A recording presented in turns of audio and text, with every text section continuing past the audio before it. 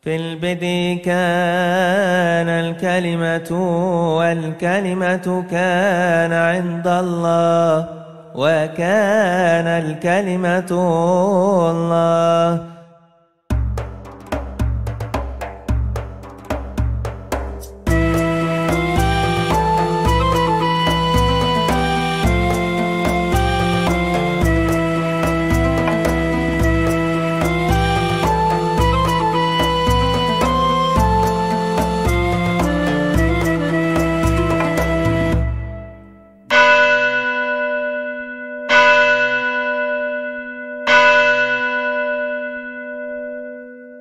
Shalom.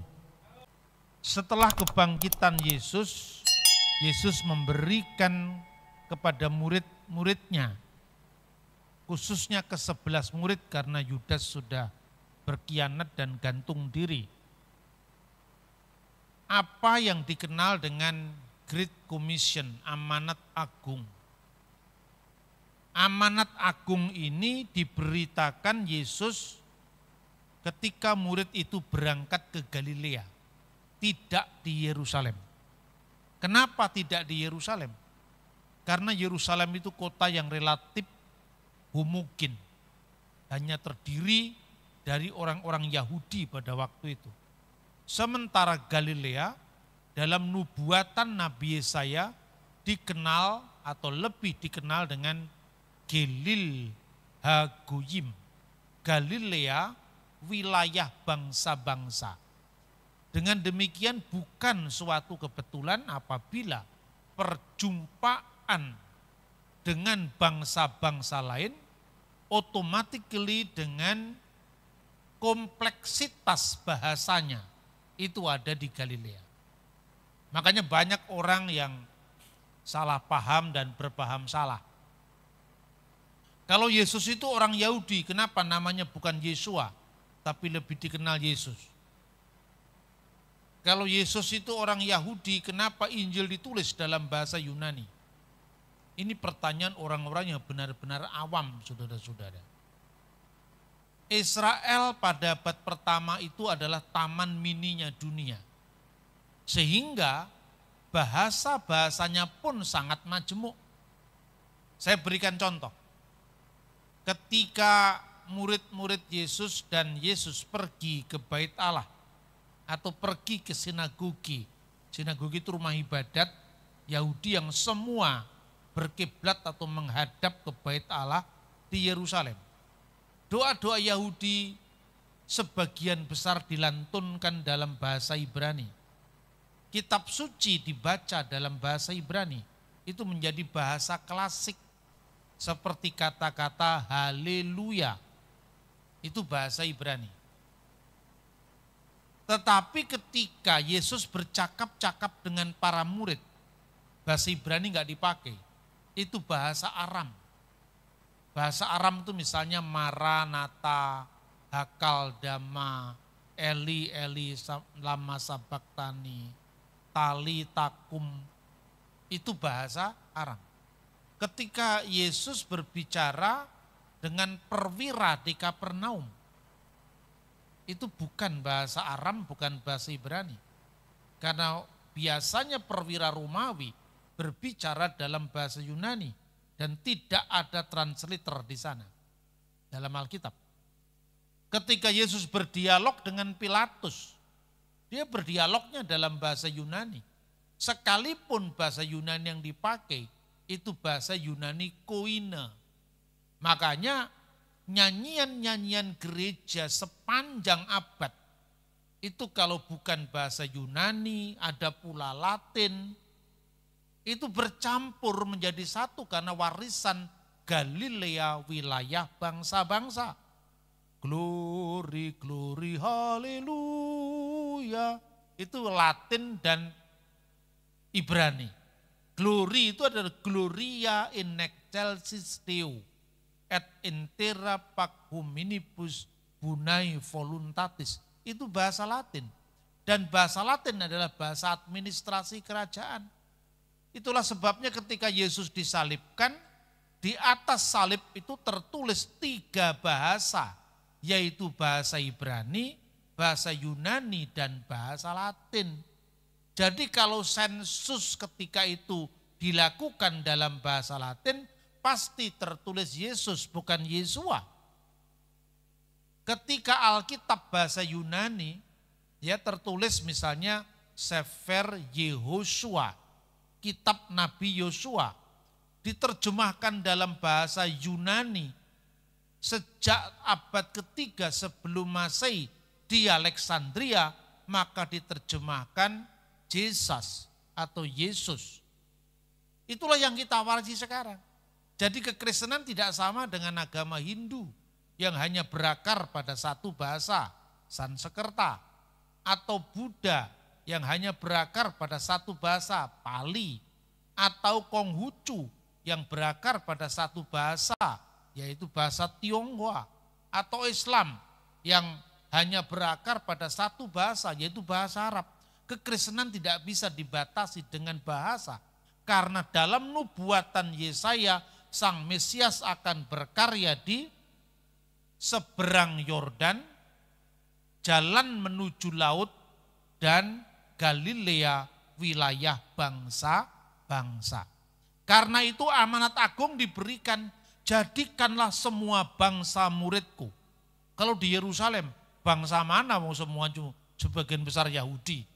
Tapi karena di Galilea, di sana dia bisa ketemu dengan petani-petani Aram, dia bisa ketemu dengan orang Yahudi, dia bisa bertemu dengan perwira Romawi, dia bisa bertemu dengan bangsa-bangsa lain. Maka dari taman mininya dunia yang tidak lain Galilea ini, jadikanlah semua bangsa muridku. Dan baptiskanlah mereka dalam nama Bapa dan Anak dan Roh Kudus. Nah, kata yang diterjemahkan dengan nama, dalam nama, itu bentuknya tunggal.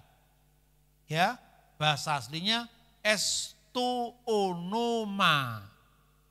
Bukan esto onomata, demi nama-nama, tapi demi nama, bentuknya tunggal.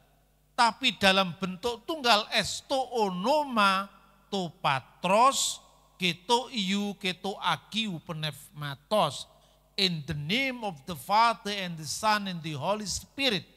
Jadi Father, Son and the Holy Spirit itu adalah one name, one God. Karena nama dalam budaya Ibrani merujuk kepada yang dinamakan atau kuasa di balik yang dinamakan. Maka orang mati kehilangan nama.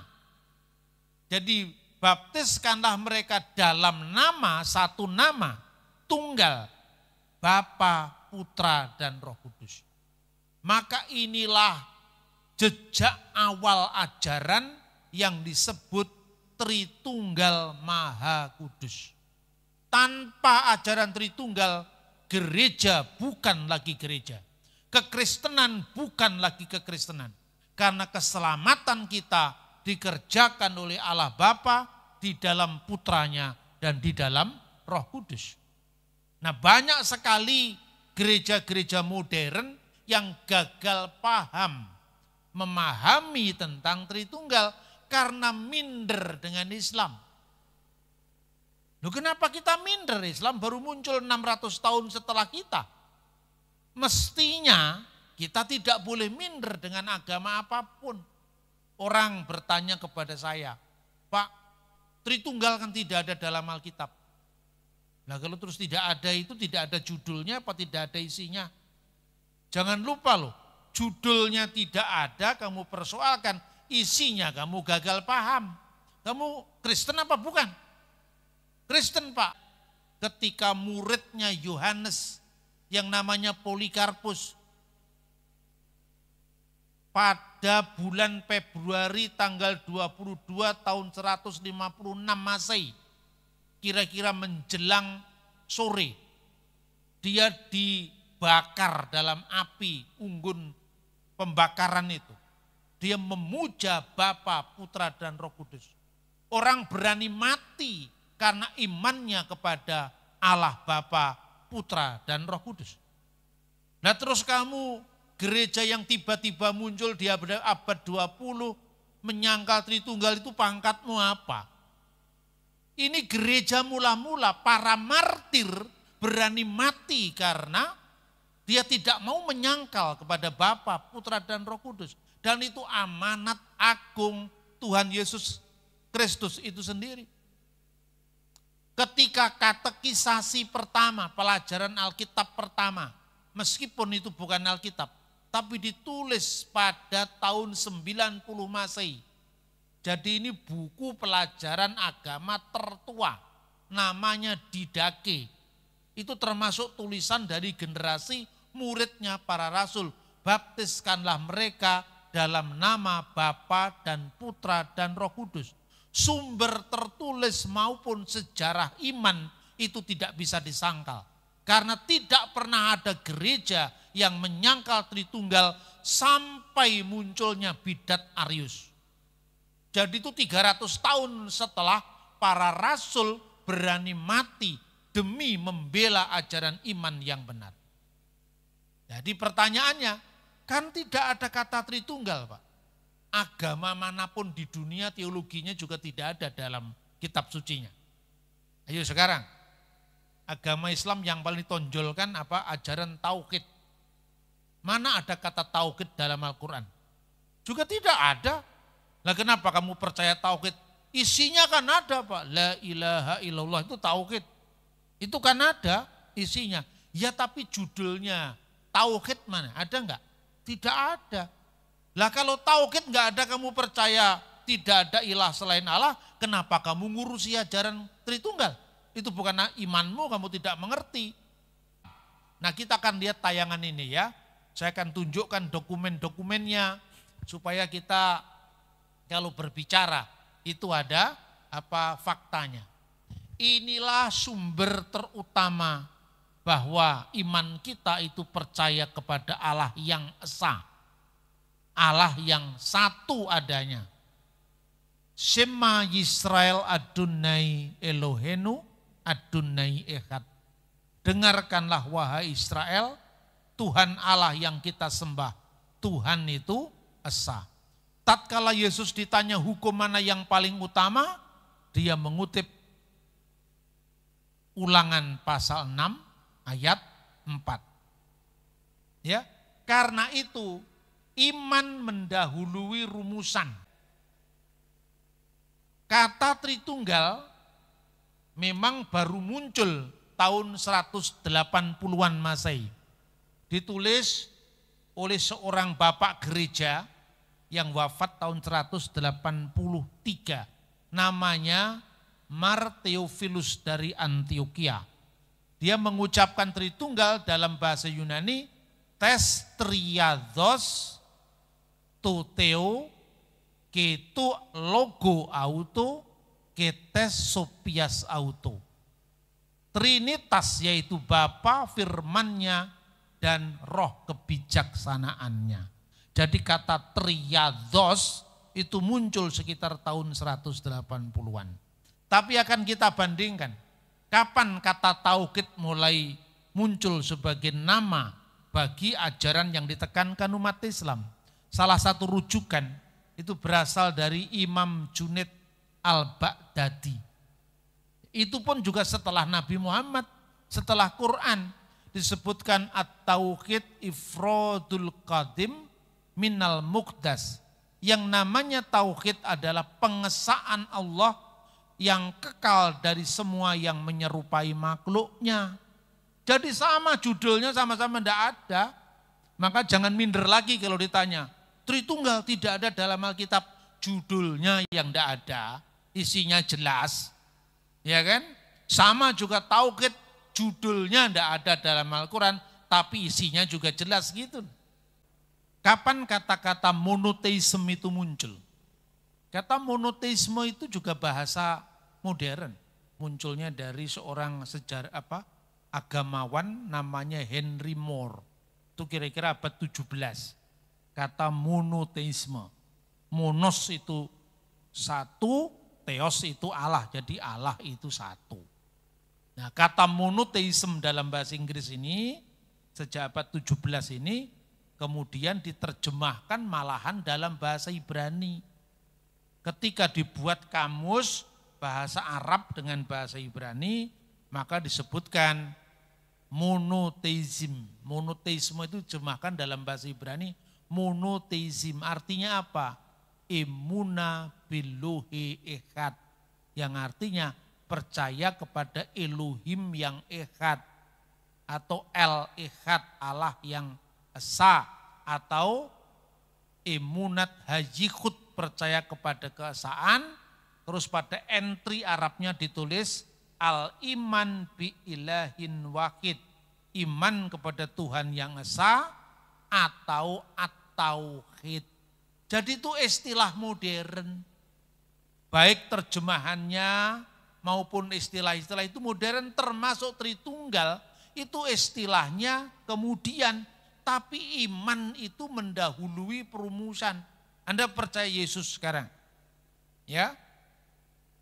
Yesus itu adalah gembala yang agung, Yesus itu adalah Tuhan, Yesus itu juru selamat.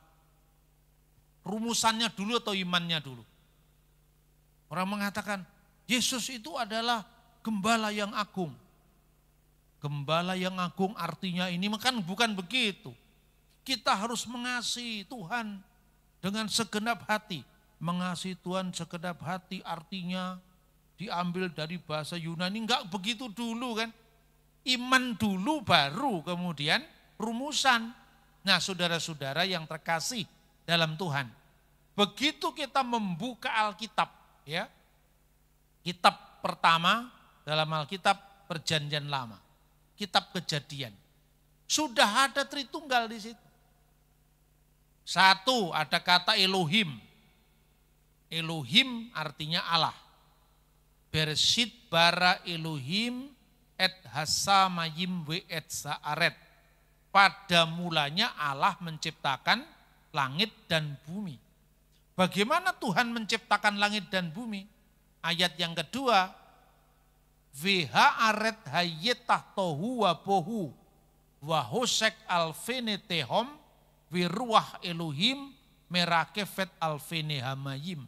Dan bumi itu belum berbentuk dan kosong. Vihosek dan kegelapan menutupi samudera raya. Vihosek alpine tehom. Wiruah Elohim dan roh Allah melayang-layang di atas permukaan air. Jadi roh Allah itu di mana? Ya di dalam diri Allah. Seperti roh manusia ada dalam diri manusia. Gitu loh. Roh Allah itu menyalurkan hidup kepada ciptaan yang baru dalam proses pembentukan tadi. Agar bumi bisa bergerak pada orbitnya masing-masing. Agar setelah Tuhan menciptakan manusia ada tertib alam semesta yang disebut kosmos. Alam semesta itu. Kosmos itu keteraturan. Misalnya, kita ini bertumbuh dari kecil menjadi besar. Ya toh? Kenapa tangan itu hanya sampai di sini? Kok tidak ke bawah lagi? Ya toh? Kaki. Kenapa hidung kita tidak bertumbuh lagi? Kenapa telinga kita tidak bertumbuh lagi? Karena ada keteraturan. Itu ada yang mengatur. Dan kuasa mengatur itu berasal dari hidupnya Allah. Sumber hidup dalam diri Allah itu namanya Roh Kudus. Tanpa Roh Kudus tidak ada penyaluran kehidupan yang tertib, kosmos tidak terbentuk. Nah, Tritunggal itu ilmiah. Hanya orang yang tidak paham saja yang bergaya karena minder dengan agama lain tadi. Merakefet alfin yamayim itu melayang-layang di atas permukaan. Bukan berarti rohnya lebih kecil ketimbang ciptaannya, bukan. Melayang-layang itu artinya mengerami, memberi hidup, menyalurkan kehidupan. Lalu wayumer Elohim, dan berfirmanlah Allah. Di sini ada firman. Yehi or wa yehi or. Jadilah terang, langsung terang itu jadi. Nah, pertanyaannya sekarang. Allah dan roh Allah dan firman Allah lebih dulu mana adanya? Ini pertanyaan untuk saksi Yehova secara khusus. Kan saksi Yehova kan mengatakan, Roh Kudus itu bukan pribadi Pak, itu hanya kuasa. Lah ya kuasa itu asalnya dari mana? Ya dari Allah. Nah, maka pertanyaannya, Allah dengan Roh Allah, dengan firman Allah, duluan mana adanya? Pasti saksi Yehova akan menjawab, lebih dulu Allah Pak. Baru setelah itu ada Yesus. Baru Roh Kudus itu ya pokoknya kuasa saja yang mengalir dari Tuhan. Terus saya jawab, lebih dulu mana Allah dengan firman Allah dan Roh Allah. Jadi pasti jawabannya lebih dulu Allah. Sebelum Allah ada berarti firman pernah tidak ada. Betul Pak, betul sekali. Waktu Allah belum ada firman-Nya, apakah Allah pernah tidak bisa mencipta? Lah kenapa Pak? Lah karena Allah menciptakan dengan firman-Nya. Lah firman-Nya pernah tidak ada, kamu pikir Allah menciptakan dengan apa? Tidak ada yang mustahil bagi Allah, lambimu itu. Kalau sudah kepepet tidak ada yang mustahil bagi Allah. Gitu? Tapi kalau enggak kepepet nyerang kan gitu kan. Makanya karena pikirannya enggak tuntas. Firman Allah dengan Allah harus sama-sama kekal.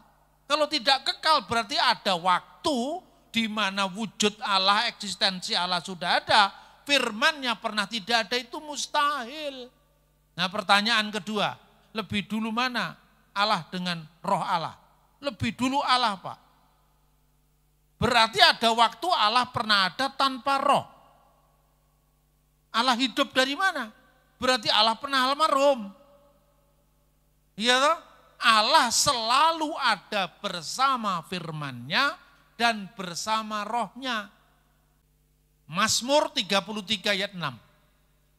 Dengan firman Allah langit dijadikan.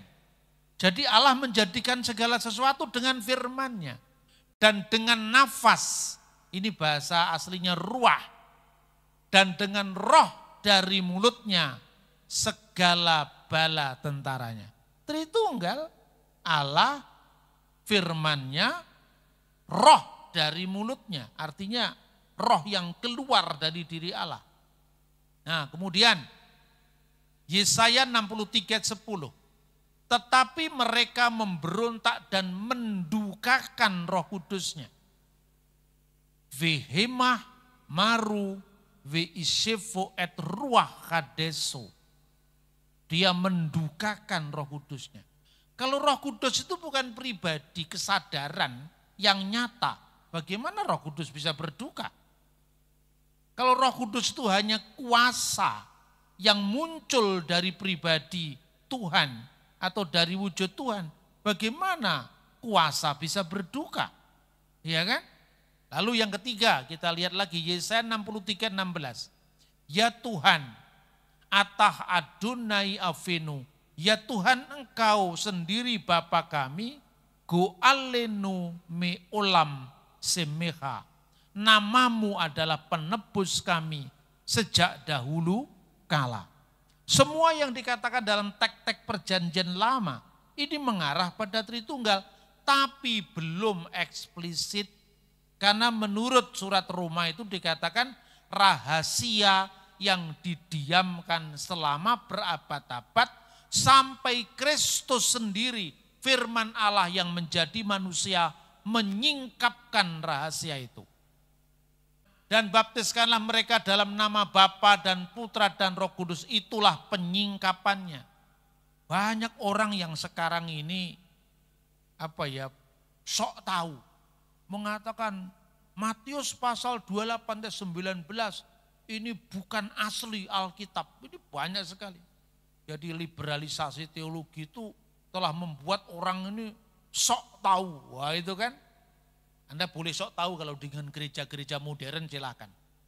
Tapi kalau Anda pergi ke biara-biara di Konstantinopel, di Mesir, mereka yang punya naskah Anda gak bisa sombong.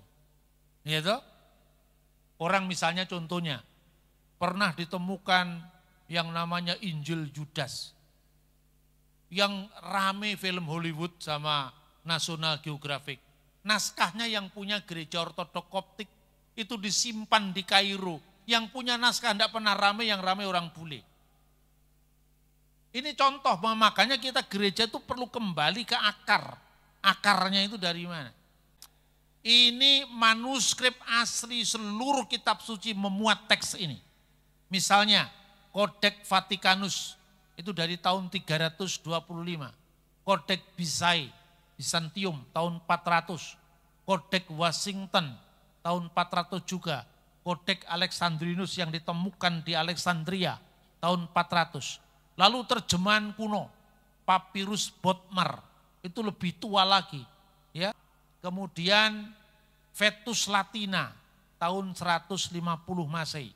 Kita ini minder, karena minder itu kemudian iman kita sendiri kita korbankan karena orang lain menyerang kita. Gitu loh. Ada orang Kristen ini, karena bergaul dengan orang Yahudi, mulai membaca tafsiran Yahudi tentang Alkitab. Dia mengatakan biasanya kan di gereja diajarkan begini. Bukti bahwa Allah Tritunggal sudah ada dalam perjanjian lama. Baiklah kita jadikan manusia menurut gambar dan rupa kita. Nah kita itu siapa? Nah, kita diajari di gereja, kita itu adalah Bapa, Putra dan Roh Kudus. Terus kemudian orang Yahudi mulai bilang, enggak, itu tafsir Kristen yang salah itu. Yang benar Tuhan tuh sedang ngomong sama sidang ilahi. Sidang ilahi itu para malaikat. Nah saya kan tidak mau konflik dengan orang. Apalagi dengan Yahudi yang orang Kristen secara mental sudah mengatakan dia yang punya kitab. Kita ini kan penerusnya, ya betul. Tapi Yahudi yang mana? Itu Yahudi abad kedua juga. Kristen sama-sama berasal dari zaman yang lebih tua juga. Terus saya bilang, betul. Karena pasti masuknya ke ranah bahasa kan. Kalau bahasa Ibrani lah, saya pikir kalau bahasa Ibrani kan orang-orang Yahudi kan rata-rata lebih fasih daripada orang Kristen. Tapi saya berusaha supaya orang Kristen lebih pede, itu maksudnya. Kalau dia tidak terlalu lancar dalam bahasa Ibrani, ya saya kasih argumentasi yang lebih rasional. Toh. Tanpa bahasa pun dia bisa pede itu loh. Kita ini kan dalam bahasa aslinya Pak, itu tidak ada kata mencipta karena orang Kristen kan menyerang. Kalau Tuhan berfirman sama sidang ilahi, masa ciptaan diajak mencipta? Nah kan pernah, ciptaan itu kan pernah tidak ada. Kalau Tuhan itu kan dulu ada, kini ada, seterusnya akan ada. Maka lagunya, Kados, Kados, Kados, Adonai, Elohim, Sefaut, kan itu kan. Itu dari Yesaya itu. Kenapa kok kudus, kudus, kudus 3 kali? Kenapa kok tidak 4 kali aja sekalian atau 5 kali aja Pancasila? Kenapa kok selalu 3 kali kidungnya? Ya toh? Implisit, karena bicara tentang Allah, rohnya dan firmannya. Meskipun belum terang-terangan dijelaskan, terang-terangan dijelaskan di masa perjanjian baru. Lah Yesus sudah datang malah ikut yang bukan pengikut Yesus. Yesus datang punya murid 12. 12 murid punya murid lagi. Lah kita kan lebih percaya pada muridnya Yesus, murid-murid dari muridnya Yesus ketimbang percaya sama orang yang tidak percaya Yesus kan. Mestinya kan begitu. Ada kesinambungan dulu orang berdoa, Baruch ata Adonai Elohenu melek ha'olam, terberkatilah engkau ya Tuhan, Allah yang kami sembah, Raja yang kekal, Elohe Abraham, Elohe Yitzhak, Elohe Yaakub. Allah yang disembah Abraham, Allah yang disembah Ishak, Allah yang disembah Yakub, makin Abraham. Artinya apa? Orang Yahudi punya kesinambungan. Leluhur Abraham mengajarkan Allah yang sama kepada Ishak, Ishak mengajarkan pada Allah Israel yang sama kepada Yakub, dan seterusnya.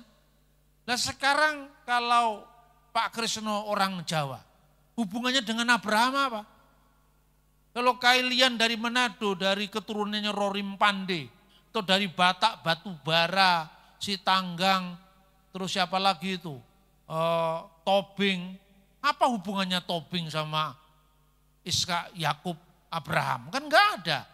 Saya keturunannya Suromenggolo dari Ponorogo. Apa hubungannya dengan Abraham, Ishak dan Yakub? Maka bukan lagi hubungan darah saja, tapi Israel rohani. Hubungannya hubungan iman.